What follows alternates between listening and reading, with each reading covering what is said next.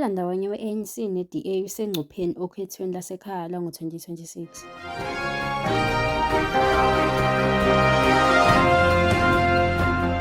Owayengumgcinimafa jikelele we-African National Congress, uDkt Matthew Phosa, uthi uma i-ANC ingena kumfelandawonye ne-Democratic Alliance isengcupheni yokulahlekelwa kakhulu okhethweni lohulumeni bezindawo ngo-2026. Ngokokuqala ngqa eminyakeni engu-30, i-ANC yehluleka ukuthola iningi ukuze ibumbe uhulumeni.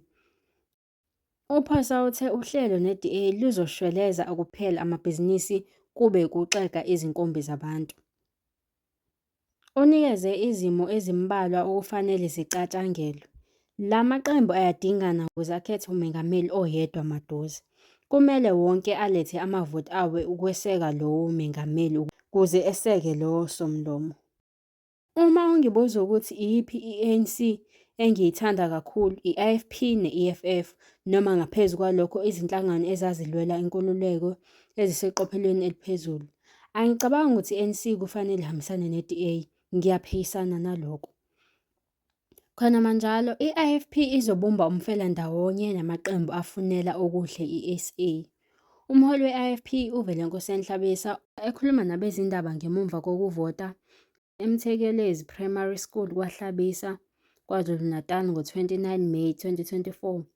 Umholi weNkatha uMnuz Velenkosi Hlabisa ugcizelele ukuthi iqembu lakhe livulelekile ekubumbeni uhulumeni wobumbano noma yiliphi iqembu lepolitiki elifisela izwe okuhle.